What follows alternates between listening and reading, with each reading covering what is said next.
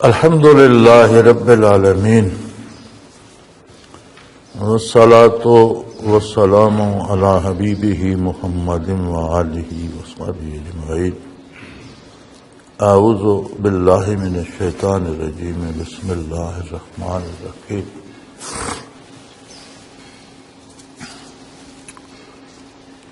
یہ ایک سوال ہے، اور میرا خیال ہے ہم یہ کئی دفعہ بیان کر چکے ہیں کہ عبادات کا حاصل کیا ہے۔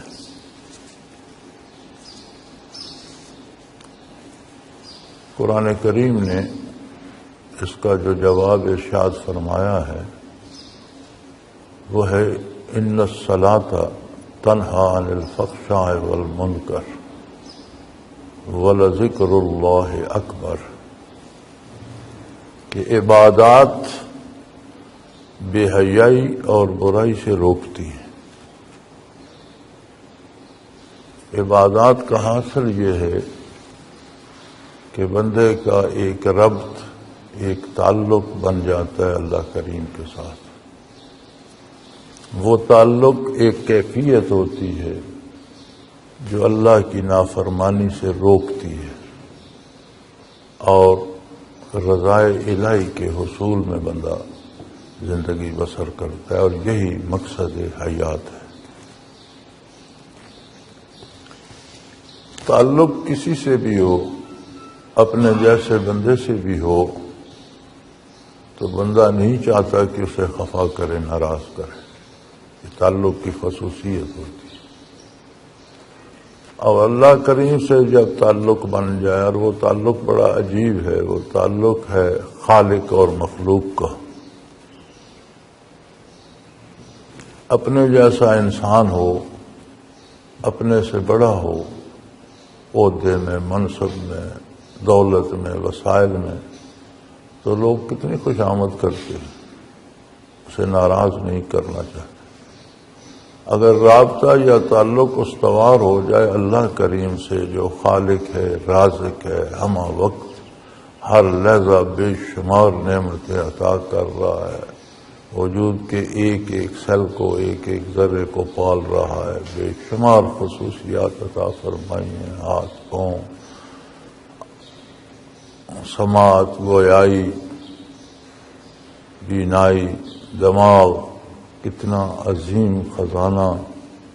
تو اس کی نعمتوں کی تو کوئی انتہا نہیں، اور ہر لحظہ جاری و ساری ہیں۔ تو عبادات سے توفیق اطاعت ارزاں ہوتی ہے۔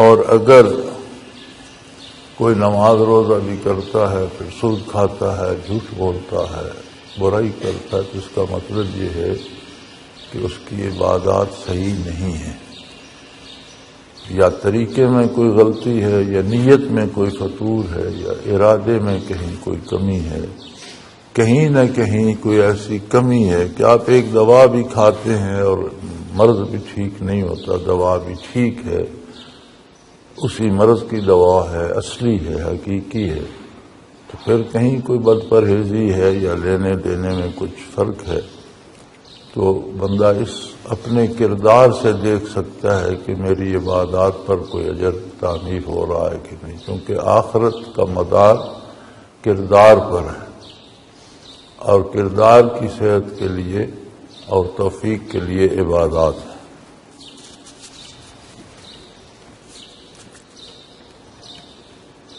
ایک صوفی کی زندگی میں ٹائم ٹیبل کا کتنا دخل ہے؟ ایک مسلمان کی زندگی پوری اوقات کی پابند ہے۔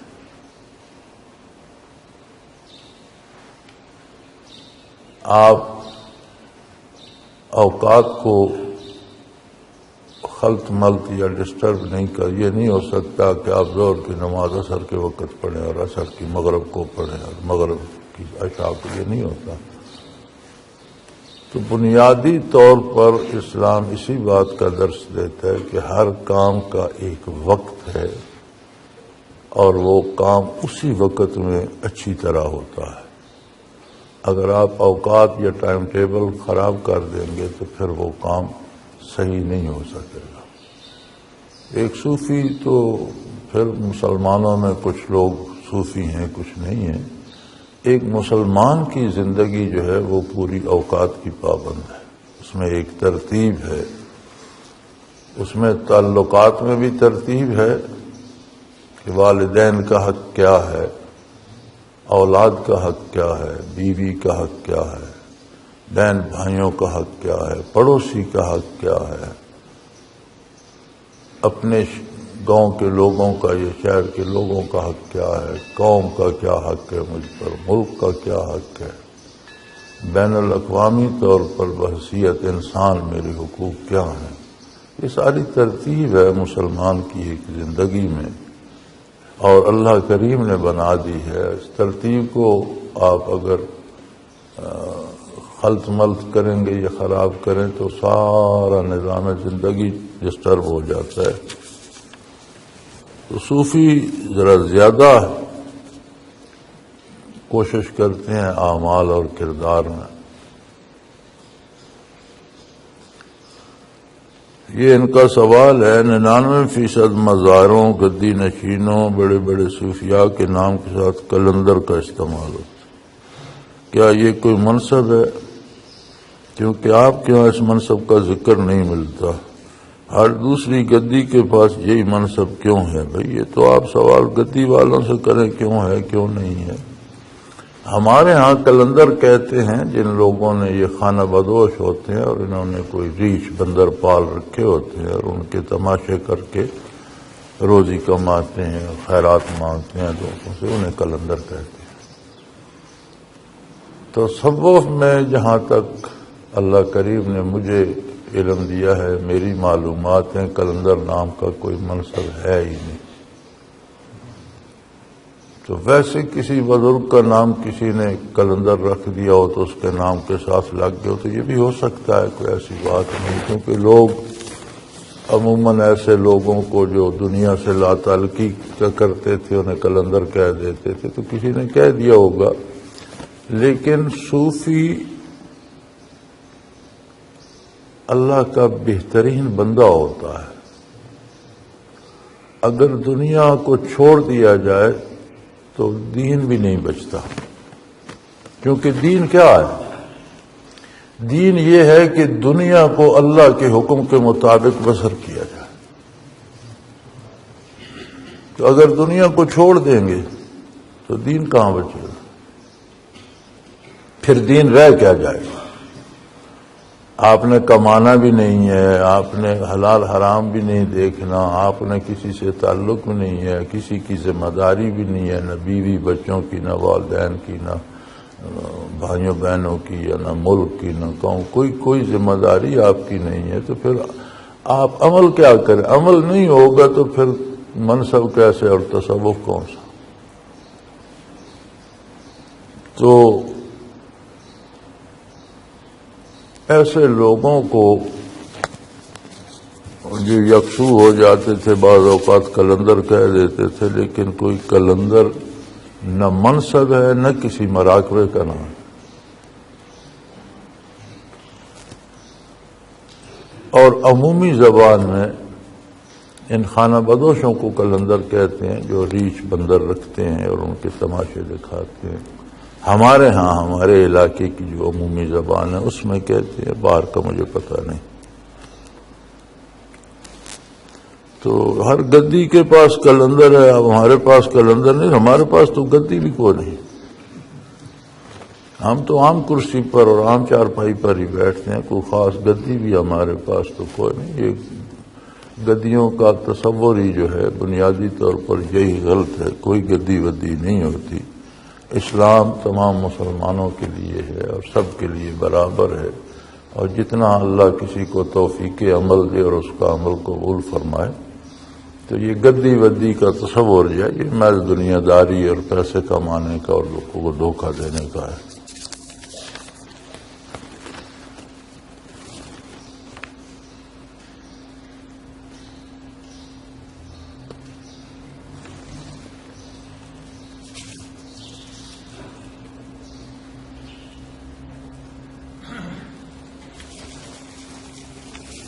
میرا خیال ہے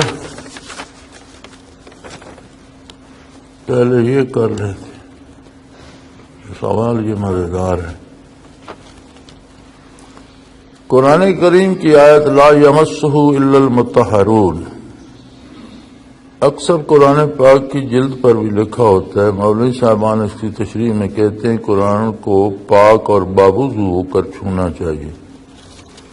حضرت عبد القادر جیلانی رحمۃ اللہ تعالی علیہ اپنی ایک تحریر میں فرماتے ہیں کہ اس کے معنی قرآن کریم کے معنی و مفاہیم کو وہی چھو سکتے ہیں جن کے قلوب کو پاکیزگی حاصل ہے۔ آپ اس بارے میں کچھ ارشاد فرمائیے۔ ارشاد کے فرمانا بھائی مسئلہ ہے جو میری سمجھ میں بیان کر دیتا ہوں۔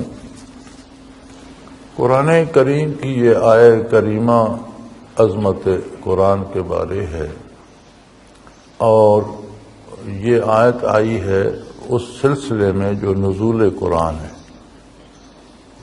کہ کفار کہتے تھے کہ انہیں کوئی جن یا شیطان یا کوئی جادوگر انہیں یہ باتیں سکھا جاتا ہے، تو اس ضمن میں ان کی تردید کرتے ہوئے اللہ کریم نے فرمایا کہ قرآن لانے والا تو فرشتہ ہے، پاکیزہ ہے، امانت دار ہے، فرشتوں کا سردار ہے، اور قرآن تو ایسی کتاب ہے کہ پاکیزہ لوگ ہی اسے چھو سکتے ہیں، یعنی شیطان اور جن اور یہ جادوگر وغیرہ اس کے قریب بھی نہیں پھٹک سکتے۔ آیت کریمہ کا نزول اس ضمن میں ہے۔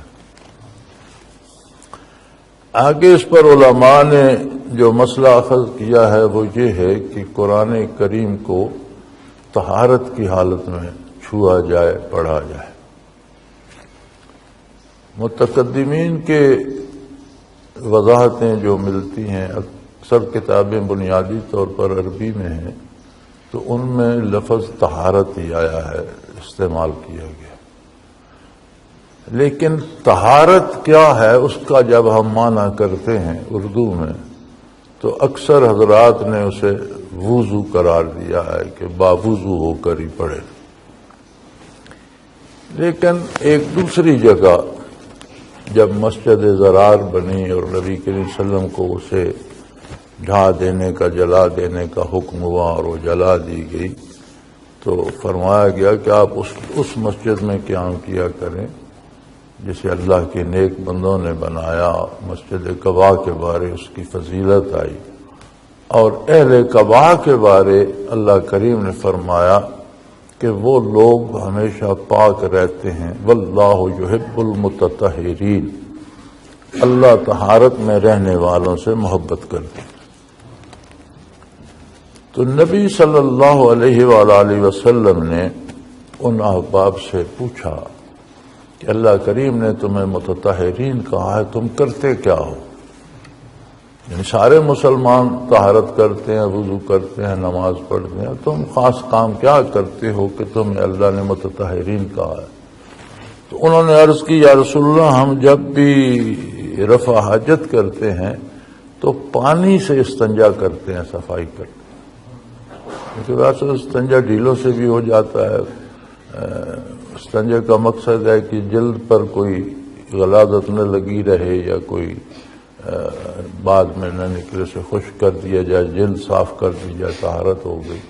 تو انہوں نے عرض کی یا رسول اللہ، ہم ہمیشہ پانی سے طہارت کرتے ہیں۔ اگر اس کو دیکھا جائے تو جو بندہ پانی سے طہارت کر لیتا ہے وہ متطہرین میں ہے، اور میری ذاتی رائے میں یہ وضو پورے مکمل وضو کی قید درست نہیں ہے۔ اس نے بے شمار لوگوں سے تلاوت چھڑا دی، کیونکہ ہر بندہ ہر وقت باوضو نہیں رہ سکتا، کسی کی کوئی بیماری ہوتی ہے، کوئی حاجت ہوتی ہے، کوئی ضرورت ہوتی ہے۔ تو قرآن کریم نے جو متطہرین کا مفہوم ارشاد فرمایا ہے، اصحاب قباء کے حوالے سے نبی کریم صلی اللہ علیہ وسلم نے ان سے پوچھا کہ تمہیں اللہ نے متطہرین کہا ہے تو تم کیا کرتے ہو؟ تم نے کہا یا رسول اللہ، ہم جب بھی رفع حاجت کرتے ہیں تو ہم پانی سے استنجا کر لیتے ہیں، صفائی کرتے ہیں۔ تو اس کو اگر لیا جائے تو ہر وہ بندہ جو پانی سے طہارت کر لیتا ہے وہ اگلے جب تک رفع حاجت نہ کرے متطہرین میں ہے۔ وضو نماز کے لیے فرض ہے، جب نماز فرض ہوتی ہے تو وضو فرض ہو جاتا ہے۔ نماز کے علاوہ اور کسی عبادت کے لیے سنت میں یا حدیث میں یا قرآن کریم میں کہیں وضو کی شرط نہیں آئی۔ تو میں یہ سمجھتا ہوں، اللہ کریم مجھے بھی ہدایت پر رکھے اور دوسرے مسلمانوں کو بھی ہدایت دے، اس آیہ کریمہ کے حوالے سے میری رائے یہ ہے کہ اگر پانی سے طہارت کی جائے تو تلاوت کی جا سکتی ہے۔ پورا وضو ہونا نماز کی شرط ہے، اور میں یہ سمجھتا ہوں کہ چونکہ متقدمین نے بھی طہارت ہی عربی میں استعمال فرمایا تو اردو ترجمے والوں نے ان کا طہارت کا ترجمہ وضو کر دیا، حالانکہ طہارت کا ترجمہ پاکیزگی ہے، وضو نہیں ہے۔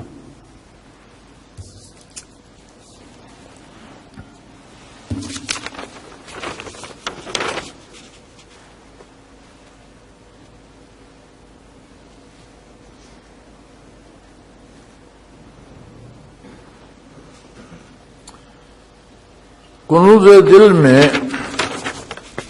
احدیت، معیت اور اقربیت کے مقامات نہایت وضاحت سے تعریف فرمائے گئے ہیں۔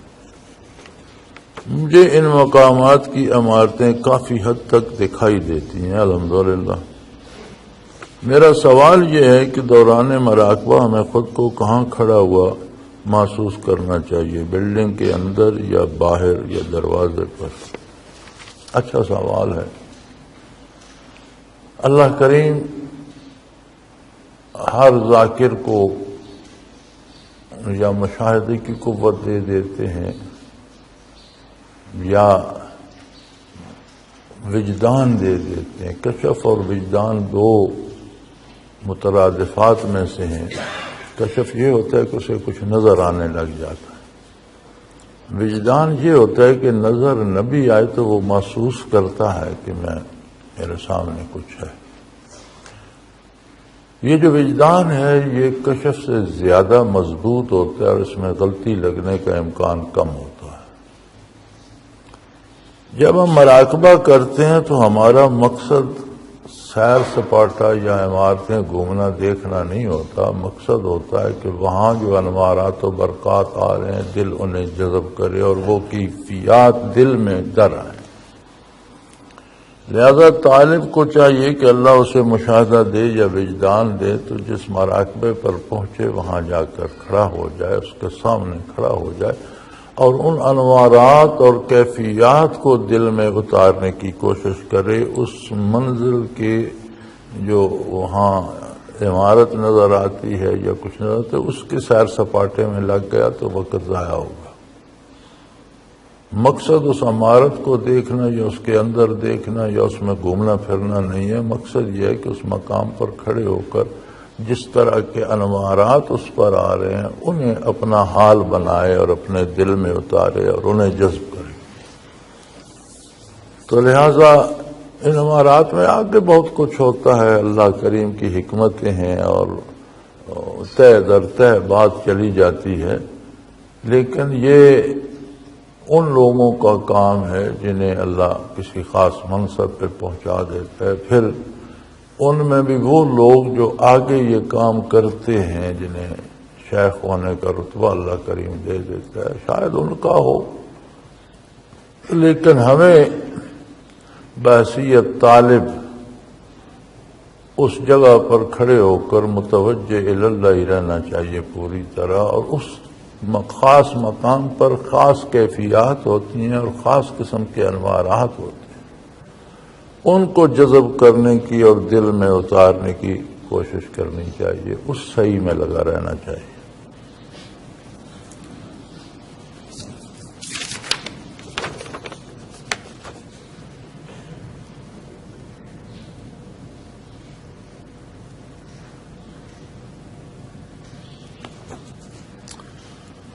مراقبات کرتے وقت ہم روحانی طور پر اپنے مقام کی طرف متوجہ ہوتے ہیں. کیا اس دوران ہمیں جسمانی طور پر مؤدب ہونے کی ضرورت ہے؟ یعنی ٹیک لگانے یا ٹانگ پھیلانے سے کس حد تک اعتراض کرنا چاہیے؟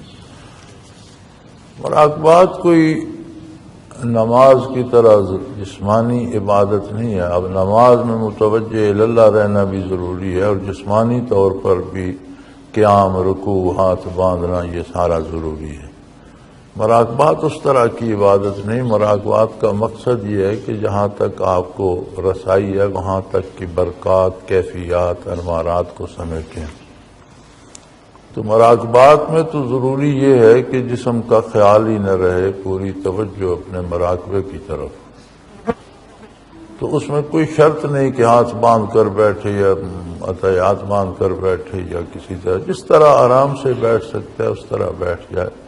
یہ ٹیک وغیرہ لگانے سے اعتراض کرنا چاہیے یا ٹانگیں پھیلانے سے کہ یہ صحیح طریقہ نہیں ہے. مؤدب ہو کر بیٹھے لیکن جسم کا خیال چھوڑ دے اور جس طرح بھی آرام سے بیٹھ سکتا ہے بیٹھا رہے. اب کسی کی ٹانگ میں درد ہے، کسی کے بازو میں درد، کوئی وہ جو نماز کی طرح کوئی شرط نہیں ہے کہ جسم کی صورت بھی یہ ہو. جس طرح آرام سے بیٹھ سکتے ہیں. ٹیک ویک لگانے سے سو جائے گا شاید اور توجہ کم ہو جائے، ورنہ ٹیک لگا کے بھی بیٹھا رہے تو مراقبے میں کوئی حرج نہیں ہے. آرام سے اگر کوئی سیدھا نہیں بیٹھ سکتا ٹیک لگا لیتا ہے تو کوئی حرج نہیں. متوجہ اللہ رہنا چاہیے، اور جو مراقبہ کر رہے ہیں اس کی کیفیات اور اس کے انوارات کی طرف متوجہ رہیں اور انہیں اپنے دل میں سمونے کی کوشش کریں.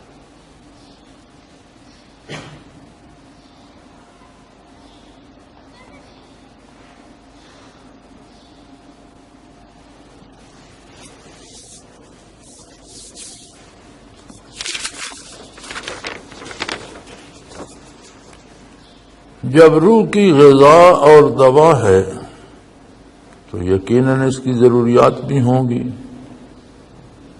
ہمیں ان ضروریات کا علم کس طرح ہو سکتا ہے؟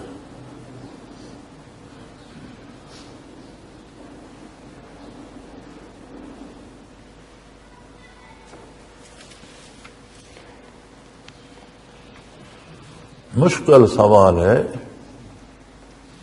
آپ کے سوال مشکل ہوتے جا رہے ہیں. یہ درست ہے کہ اللہ کریم کی مخلوق ہے، روح بھی ایک وجود ہے، اور جتنے وجود اللہ کریم نے پیدا فرمائے ہیں ان کی خاصیت ہے کہ ان کی ضروریات بھی ہیں، ان کی صحت بیماری بھی ہے. شجر و حجر تک اس میں مبتلا ہیں. زیرو مخلوق کا کیا، پھر انسان تو حاصل تخلیق ہے. تو روح کی ضروریات کا ادراک کرنے کے لیے وہ شعور چاہیے جو روح کی ضروریات کا ادراک کر سکے. ہم بدن کی ضروریات کا ادراک کس طرح کرتے ہیں؟ بدن مادی ہے، ہمارا ذہن مادی ہے، اور وہ ہے ہی اس کی ضروریات کا ادراک کرنے کے لیے، احساس کرنے کے لیے، اور ان کی تکمیل کے ذرائع تلاش کرنے اور اسے وہ ضروریات بہم پہنچانے کی. تو بدن کی ہر ضرورت کا یا ہر تکلیف کا ادراک دماغ کر لیتا ہے، ہمیں پتہ چل جاتا ہے.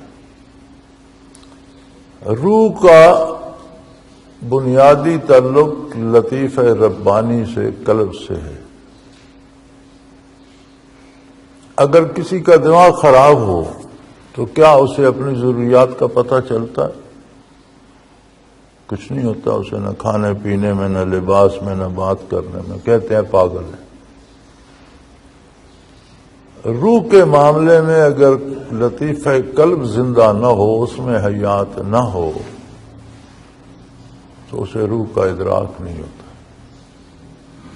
دماغ صحیح ہو تو وجود کا ادراک رکھتا ہے، دل صحیح ہو، لطیفہ قلب صاف ہو، دل صاف ہو تو وہ روح کا ادراک کرتا ہے. دماغ کی تربیت بھی عموماً ہماری اس خاندانی نظام میں ہوتی ہے. جس طرح کا کسی کا گھر کا ماحول ہوتا ہے، والدین ہوتے ہیں، بڑے بہن بھائی ہوتے ہیں، اسی طرح کی سوچ اس نئے آنے والے دماغ میں اور اس کی سمجھ جو اس کا ادراک اسی طرح کا بننا شروع ہو جاتا ہے. تو دل بھی گھر میں اگر دین ہو، والدین اللہ اللہ کرنے والے ہوں، اپنے سے بڑے ارد گرد کے لوگ دیندار ہوں، تو بچے کو فطری طور پر وہ شعور نصیب ہو جاتا ہے. وہ بات تو میرے خیال میں اب قصہ پاری نہیں ہوگی. ہمارے ہاں 3 طبقے بن گئے ہیں. ہمیشہ ہوتے ہیں 3 ہی طبقے ہوتے ہیں ہر قوم میں، ہر ملک میں. ایک امراء کا، ایک درمیانہ متوسط لوگوں کا، اور ایک غرباء کا، بہت نیچے والے لوگ. یہ بڑی عجیب بات ہے کہ 2 طبقے جو ہیں، بہت امیر لوگ جو ہیں وہ اور بہت زیادہ غریب جو ہیں وہ، یہ مزاجن ایک جیسے. یہ بڑی عجیب بات ہے. انتہائی غریب طبقے کو کوئی دین سے تعلق نہیں، کوئی نماز روزہ، کوئی شرافت، کوئی کسی کی شرم و حیا، کوئی کسی سے تعلق کا پاس، کوئی کچھ بھی نہیں. انہیں پیٹ بھرنا ہے جہاں سے مل جائے، جیسا مل جائے. انتہائی امیر طبقے کا بھی یہی حال ہے. کوئی شرم نہیں، حیا نہیں، کسی سے دوستی نہیں، کسی سے تعلق نہیں، کسی کا رکھ رکھاؤ نہیں، بس پیٹ بھرنا ہے اور سونا ہے. کوئی دین نہیں، کوئی آخرت نہیں، کوئی نماز نہیں. یہ بڑی عجیب بات ہے کہ بندہ زیادہ امیر ہو جائے تو بھی ایسا ہو جائے، زیادہ غریب ہو جائے تو بھی ایسی ہو جائے. یہ متوسط طبقے کے سوال ہیں اور یہ باتیں ہیں. یہ ہمارے جیسے لوگ جو کبھی پیٹ بھر کے کھا لیتے ہیں، کبھی کمی رہے گی، کبھی کپڑا مل گیا، کبھی اس سطح کا نہ ملا. یہ متوسط طبقہ کچھ نہ کچھ کرتا رہتا ہے. تو اللہ کرے. اب ہماری مصیبت یہ ہے کہ متوسط طبقے میں سے بھی دینی حمیت اٹھتی جا رہی ہے. ماں باپ نمازی ہوتے تھے، گھروں میں اہتمام ہوتا تھا، جا نماز ہوتے تھے، وضو وغیرہ کا سامان، لوٹے وغیرہ. اب یہ چیزیں گھروں میں ختم ہوتی جا رہی ہیں. والدین بھی نماز روزے چھوڑتے جو. تو نئے آنے والے بچوں کو بس یہی اگلے دن ایک بچہ یہاں آیا، بڑے اچھے خاندان کا امیر آدمی، میرا خیال BA کر چکا تھا، نوجوان تھا. تو کہنے لگا جی باتیں سن کر سمجھ آئی کہ نماز پڑھنی چاہیے، لیکن نماز تو مجھے آتی نہیں، پڑھوں کیسے؟ کیوں نہیں آتی؟ بھئی ایک بندے نے BA تک کر لیا، شادی بھی ہو گئی، گھر میں ماحول ہی نہیں تھا نا، نہ کوئی پڑھتا تھا، نہ کسی نے پڑھایا، نہ کسی نے بتایا.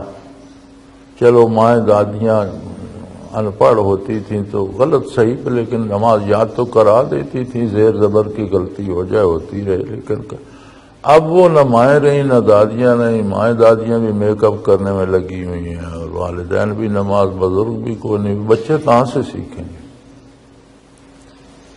لیکن اللہ کریم کا نظام ایسا ہے کہ جب انسان بالغ ہوتا ہے تو اس کا خود مزاج اور ضمیر بھلائی اور برائی میں تمیز کرتا ہے.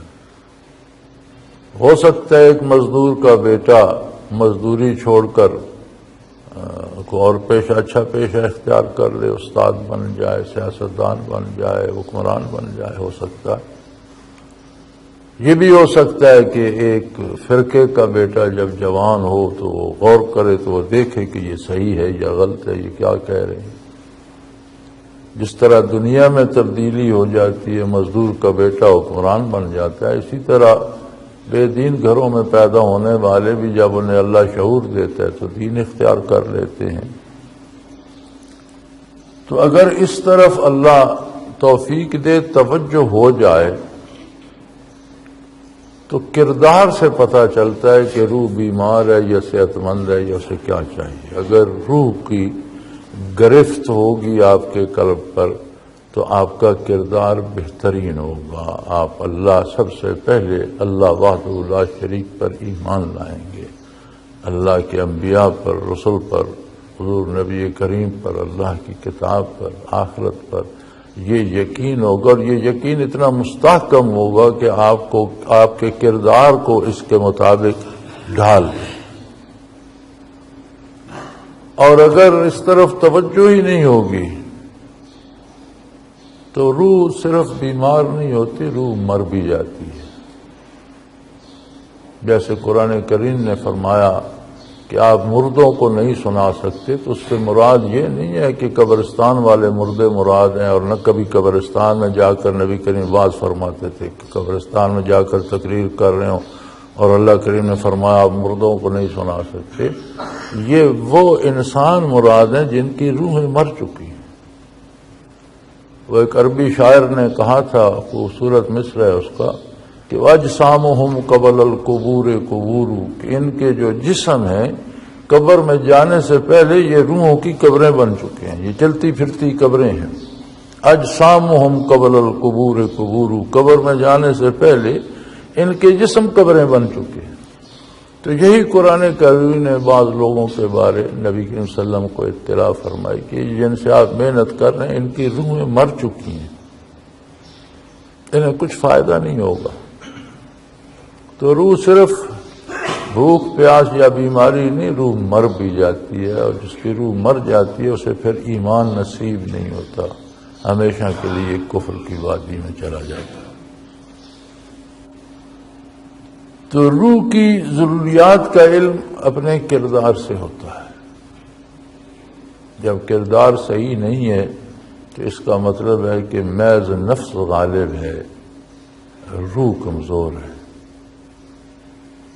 کردار سو ہے، کبھی نیکی بھی کر لی غلطی بھی ہو گئی، تو مطلب ہے نفس بھی ہے روح بھی ہے. کردار نیکی کی طرف ڈھل گیا تو سمجھ آ جاتی ہے کہ روح صحت مند ہے اور وہ اپنا کام کر رہی ہے.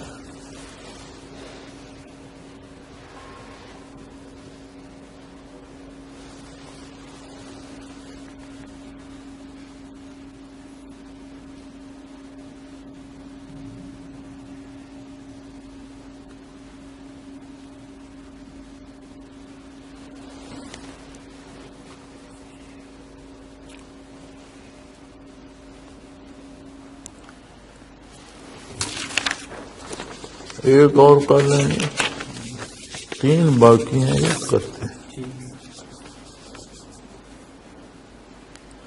اعمال کو مقبولیت کا درجہ پانے کے لیے خلوص کی ضرورت ہے، حتیٰ کہ کوئی جس خلوص سے ذکر کرے گا اتنا ہی فیض پائے گا. خلوص کا اصل مفہوم کیا ہے، کس طرح حاصل کیا جا سکتا ہے، اور اس کے جانچنے کا کوئی پیمانہ ہے. جس چیز کا وجود ہے اس کے پیمانے بھی ہیں جانچنے کے، اور جس چیز کا وجود ہے اس تک رسائی کے اور اسے حاصل کرنے کے طریقے بھی ہیں. جب ایک چیز کا وجود آپ تسلیم کرتے ہیں تو اس کو پانے کا سلیقہ بھی کوئی ہوگا اور جانچنے کا معیار بھی کوئی ہوگا. تو میرا خیال ہے کہ یہ اسے آخر سے پیچھے لے جاتے ہیں سوال کو، کہ آخر میں یہ ہے کہ اصل خلوص کا مفہوم کیا ہے. بات تو بڑی یہ مشکل سے زیادہ نازک ہے، لیکن سمجھی جا سکتی ہے. ہمارے دنیا میں تعلقات ہوتے ہیں، سب سے قریبی تعلق والدین سے اور اس کے بعد بہن بھائیوں سے ہوتا ہے. پھر زندگی میں تعلقات بنتے بگڑتے رہتے ہیں. اب ایک شخص کا والدین سے بڑی بڑی خدمت کرتا ہے ان کی، لیکن اس کے دل میں ہے کہ ان کے پاس جائیداد ہے یا دولت ہے، یہ مجھ سے خوش ہوں اور مرتے وقت مجھے دے جائیں یا زیادہ دے جائیں دوسروں کی نسبت. تو خدمت تو وہ کر رہا ہے، خلوص نہ رہا، اپنی غرض آ گئی.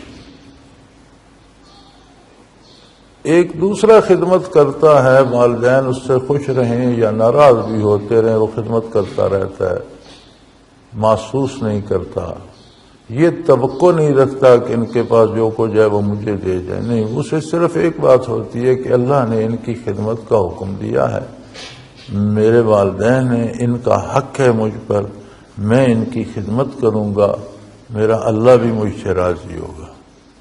یہ صورت خلوص کی ہے۔ تو جب ہم اللہ کی عبادت کرتے ہیں، اللہ اللہ کرتے ہیں، ذکر کرتے ہیں، محنت کرتے ہیں، تو پھر وہ لوگ جن کے اکثر خطوط بھی آتے ہیں اور زبانی بات بھی کرتے ہیں کہ جی میں نمازیں بھی پڑھتا ہوں، ذکر بھی کرتا ہوں، لیکن وہ کام بھی میری مرضی کے مطابق نہیں ہوا، وہ بھی جیسے میں چاہتا تھا نہیں ہوا، میری دعا بھی قبول نہیں ہوتی، تو ایسی عبادتیں بے خلوص ہیں، اپنی غرض ہے۔ اب یہ عجیب فلسفی ہے کہ کوئی بندہ اللہ کو معبود مان کر اس کی عبادت کرتا ہے، تو اس کا یہ مطلب نہیں کہ عبادت کرتے کرتے وہ خود اللہ کے ساتھ شریک ہو جائے گا۔ یہ لوگ جو یہ چاہتے ہیں کہ میں بڑی نمازیں پڑھتا ہوں، بڑا ذکر کرتا ہوں، اب دنیا میں وہ ہو جو میں کہوں، اس کا تو مطلب یہ ہے کہ تم اللہ کے شریک بن گئے۔ یہ تو اللہ کا منصب ہے، جو وہ چاہے وہ ہوگا۔ تو تم نے شروع تو تم عبادت سے ہوئے تھے، تو معبود خود بننا چاہتے ہوگا وہی جو وہ چاہتا ہے۔ عبادت کا حاصل یہ کہ تم اس کی رضا پہ راضی رہو۔ تو یہ کیفیت بتاتی ہے کہ خلوص نہیں ہے، ایک اپنی غرض ہے، یہ ہو جائے تو میں کر رہا ہوں۔ خلوص وہ ہے کہ جو کام آپ کریں وہ جس کے لیے کر رہے ہیں اس کی پسند کے مطابق ہو اور صرف اسے راضی کرنا مقصود ہو، آگے اس کی مرضی۔ تو پتہ تو چل جاتا ہے، ہر بندے کو اپنے کردار کا پتہ ہوتا ہے۔ میں نے اکثر لوگوں کو جو نماز روزہ کرتے ہیں، وظیفے پڑھتے ہیں، تلاوتیں کرتے ہیں، تسبیحات پڑھتے ہیں، میں نے اکثر لوگوں کو اس میں مبتلا پایا ہے کہ اب ویسا ہو جیسا میں چاہتا ہوں، اور یہ بڑی مصیبت ہے، یہ بڑی مشکل بات ہے۔ ہوگا وہی جو اللہ چاہتا ہے۔ ہاں، ہمیں اس نے اجازت دی ہے، جو ہم چاہتے ہیں وہ ہم پیش کر سکتے ہیں، درخواست کر سکتے ہیں، دعا کر سکتے ہیں، ہوگا پھر بھی وہی جو وہ چاہتا ہے، لیکن وہ مانگنے کا بھی ہمیں اجر دے گا۔ ہم اس سے مانگتے ہیں تو وہ خوش ہوتا ہے، مانگنے کا بھی انعام دیتا ہے۔ کوئی مانگنے والا اس کے پسند و ناپسند کو تبدیل نہیں کر سکتا، اس کے احکام کو نہیں بدل سکتا۔ خلوص ہو تو ایک توفیق ہو جاتی ہے کہ اللہ کی رضا پہ بندہ راضی رہنا شروع کر دیتا ہے۔ دکھ، سکھ، صحت، بیماری، فراخی، تنگی، ایک نظام ہے قدرت کا جو اس کے حکم کے مطابق چلتا ہے، اور وہ چلتا رہتا ہے۔ کائنات اور مخلوق بنانے سے پہلے اس نے سارا نظام فائنل کر دیا تھا۔ نبی کریم کا ارشاد ہے کہ قلم خشک، سیاہی خشک ہو گئی، فیصلے لکھے جا چکے۔ اسے پتا تھا کہاں کیا ہونا ہے، کیا کرنا ہے۔ آج ہم اس کے فیصلوں کو بدلنے کی ہماری حیثیت کیا ہے؟ تو جہاں خلوص ہوگا وہاں اس کی رضا مطلوب ہوگی ہر کام سے، اور جتنا خلوص کم ہوگا اتنی اپنی رضا آتی جائے گی کہ میں یہ چاہتا ہوں یہ ہو جائے، میں وہ چاہتا ہوں وہ ہو جائے۔ تو جانچنے کا پیمانہ بھی ہو گیا۔ اور میرا خیال ہے خلوص کیا ہے یہ میں عرض کر چکا ہوں کہ اپنی کوئی غرض نہ ہو، جس کی بات مان رہا ہے اس کو راضی کرنا مقصود ہو، مقصد اللہ کی رضا ہو تو خلوص ہے۔ اپنا کوئی کام درمیان میں آ جائے تو وہ خلوص نہیں۔ یہ جو تصور ہے کہ عبادات پر اتنی حوریں ملیں گی، یہ بھی بڑا عام کر دیا ہے علماء نے جی۔ 500 حوریں تو ویسے ہی بندے کو دے دیتے ہیں جاتے جاتے۔ ایک بیوی نے مصیبت ڈالی ہے، یہ 500 حوریں پلے باندھ دیتے، لوگوں سے ایک بیوی نہیں پلتی۔ تو یہ سارا نظام جنت، آخرت، انعامات، یہ ہماری عبادات کا اجر نہیں ہے، یہ یاد رکھیں، یہ انعام ہے اللہ کا۔ جو عبادات ہم کرتے ہیں ان کے لیے اللہ نے فرمایا ہے کہ یا ایھا الناس اعبدوا ربکم، وہ تمہارا رب ہے، پیدا بھی اس نے کیا ہے، ہر لحظہ ہر ضرورت بھی وہی پوری کر رہا۔ تو جو پہلے وصول کر چکے ہو اس کے شکرانے کے طور پر تم نے اطاعت کرنی ہے اور نیکی کرنی ہے اور نمازیں پڑھنی ہے، ان کا معاوضہ پہلے لے چکے ہو۔ الذی خلقکم والذین من قبلکم، وہ جس نے تمہیں پیدا کیا، تمہارے باپ دادوں کو پیدا کیا، تمہارے وجود میں کیا کیا حکمتیں اور خصوصیات رکھیں، تمہیں کیا کیا نعمتیں عطا فرمائیں، تو یہ جو لے چکے ہو یہ اس کا شکریہ ہے۔ مزید جو آخرت میں ملے گا اس کی طرف سے مزید انعام ہوگا، مزید عطا ہوگا۔ یہ ہم نے جو جوڑ دیا ہے نا کہ اس نماز سے یہ ہوگا، اس سے وہ ہوگا، یہ اس طرح نہیں ہے، بلکہ جو جتنی کوئی عبادت کرتا ہے وہ کم ہے، اور جو کچھ پہلے اللہ کریم سے وصول کر چکا ہے وہ زیادہ ہے۔ وہ ایک واقعہ میں نے شاید بیان بھی کیا تھا کہ جبرائیل امین نے عرض کی، یا رسول اللہ، بنی اسرائیل میں ایک شخص تھا اور وہ جب بالغ ہوا تو سمندر میں ایک چھوٹا سا جزیرہ تھا، وہاں چلا گیا اور 400 سال تک زندہ رہا۔ اللہ کریم نے اس کے لیے وہاں چشمہ پیدا کر دیا، پھلدار درخت لگا دیے، بس وہ پھل کھانا اور وہیں پانی پینا اور عبادت۔ 400 سال سوائے عبادت اور ذکر الہی کہ اس نے کچھ نہیں کیا، نہ کسی سے ملا، نہ کسی سے آیا، نہ گیا، نہ بیٹھا، اللہ اللہ ہی کرتے 400 سال، تاکہ جب اس کی موت آئی تو اللہ کریم نے ملک الموت سے فرمایا کہ اس سے پوچھ لو کس حال میں مرنا چاہتا ہے۔ تو اس نے کہا جی مجھے دوگانا نیت کر لینے دو، جب میں سجدے میں ہوں گا تو تم روح قبض کر لینا، تاکہ قیامت کو میں تسبیح کرتا ہوا سجدے سے ہی اٹھوں۔ تو عرض کیا، رسول اللہ، میں اب بھی جب زمین پہ آتا ہوں یا آسمان پہ جاتا ہوں تو اس کا وجود دیکھتا ہوں، سجدے میں پڑا ہے، صدیاں بیت گئیں، زمانے نے، گرم و سرد زمانہ نے یا ہواؤں بارشوں نے اسے کچھ نہیں کہا، ابھی تک وہ ایسے۔ لیکن جو عجیب بات عرض کرنا چاہتا ہوں وہ یہ ہے کہ جب قیامت کو یہ شخص حساب کتاب کے لیے پیش ہوگا تو فرمایا جائے گا، اذهبوا بعبدی الی جنتی برحمتی، میری رحمت سے، میری عطا سے میرے بندے کو جنت میں بھیجو۔ تو اس وقت وہ عرض کرے گا کہ اجازت ہو تو کچھ عرض کروں کہ میں نے بھی 400 سال تیری یاد میں بسر کر دی، کوئی معاوضہ تو میرے اعمال کا بھی ہوگا کہ میری رحمت سے اور رعایت سے ہی جنت جانا ہے۔ تو ارشاد ہوگا کہ اس کی عبادت اور میری نعمتوں کا حساب کر لو۔ تو صرف آنکھ کی نعمت جو 400 سال اس نے استعمال کی، ایک پلڑے میں وہ ہوگی، دوسرے پلڑے میں عبادت، تو عبادت کم پڑ جائے گی۔ ارشاد ہوگا بھئی تم تو ایک نعمت کا بھی شکر ادا نہیں کر پائے پوری طرح، تو باقی بے شمار نعمتیں جو تمہارے وجود میں ان کا کیا ہوگا؟ اب اتنا عرصہ دوزخ میں رہو، بھگتو۔ تو اس وقت عرض کرے گا کہ یا اللہ مجھ سے غلطی ہو گئی، میں بھی بندہ ہوں، بھول گیا۔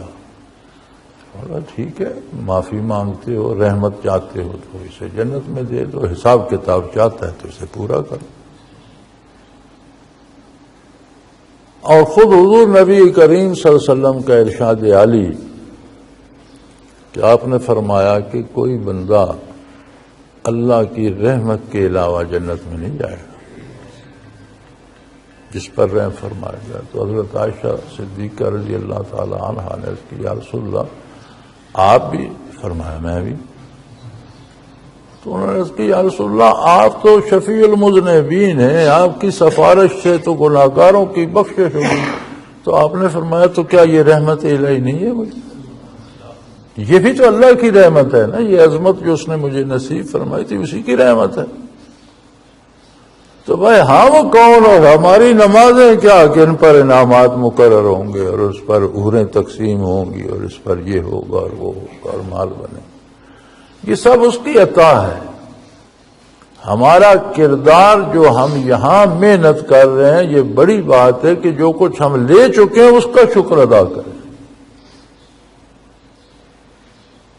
اور اس نے کیا کیا نعمتیں دی ہمیں ادراک ہی نہیں ہے۔ ایک انسانی وجود میں کتنی باریکیاں، کتنی ترتیب، کس طرح سے اس کی پرورش ہوتی ہے اس کا ہمیں ادراک ہی نہیں ہے۔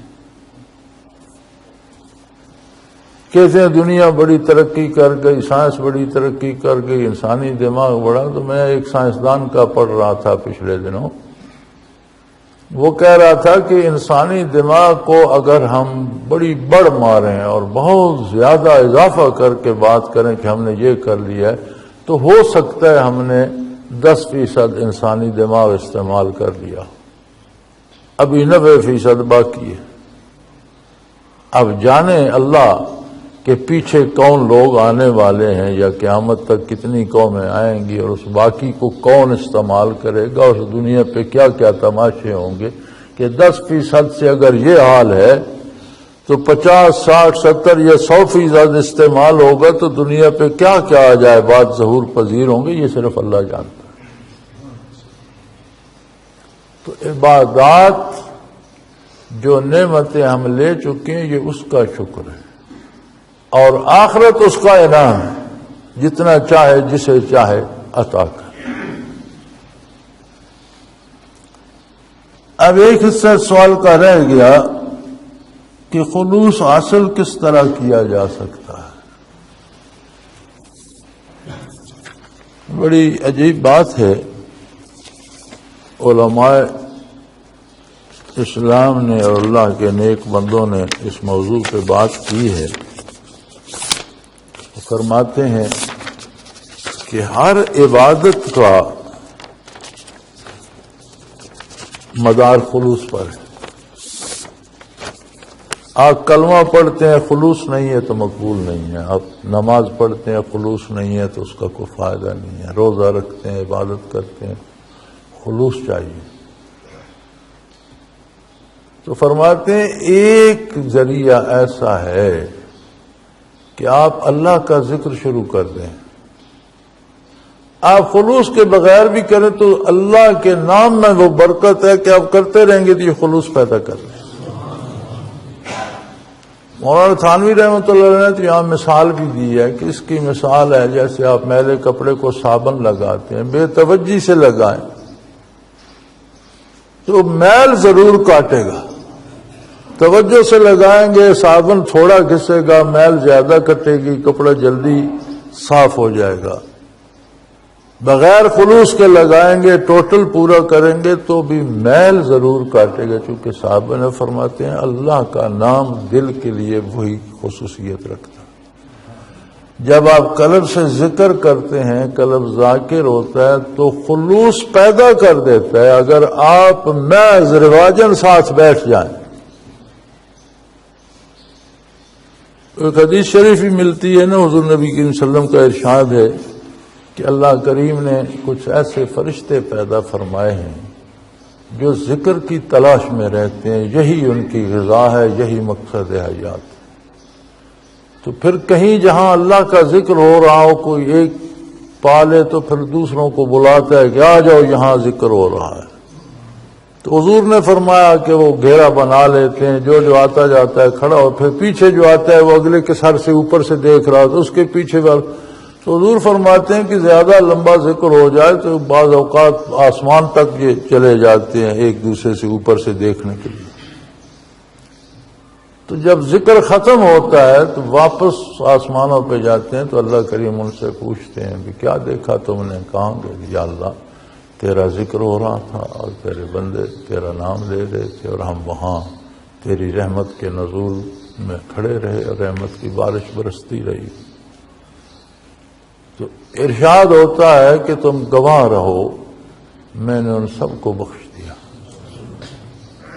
تو وہ عرض کرتے ہیں یا اللہ زیادہ تو وہی لوگ تھے جو ذکر کر رہے تھے، کچھ لوگ وہ بھی تھے ان میں کوئی ایسا بھی تھا جسے ان میں سے کسی سے کام تھا، وہ اس سے بات کرنے کے لیے آیا اور اب وہ ذکر میں مشغول تھا، وہ بھی پاس بیٹھ گیا.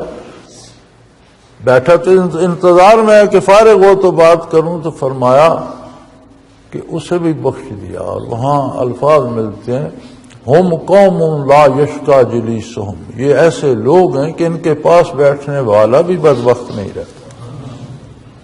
جب پاس بیٹھ گیا تو اسے بھی بخش دیا. ہم قوم لا یشکا جلیسہم، یہ ایسے لوگ ہیں جن کے پاس بیٹھنے والا بھی او کما قال رسول اللہ صلی اللہ علیہ وسلم بدبخت نہیں رہتا. تو اللہ کا ذکر ایک ایسی چیز ہے جو واقعی خلوص کو لاتا ہے. وآخر دعوانا ان الحمد للہ رب العالمین. الحمد للہ رب العالمین والصلاة والسلام علی حبیبہ. اللہم ربنا لا تقتلنا بغضبک ولا تہلکنا بعذابک واعف عنا قبل ذلک. اللہم ربنا لا تسلط علینا من لا یرحمنا انت ولینا فی سفرنا وحضرنا فی نالنا وحضرنا انت ولینا فی الدنیا والآخرہ توفنا مسلمین والحقنا بالصالحین. اللہم انصر الاسلام والمسلمین اینما کانوا من کانوا فإنک علی کل شیء قدیر. وصلی اللہ تعالی علی حبیبہ محمد برحمتک.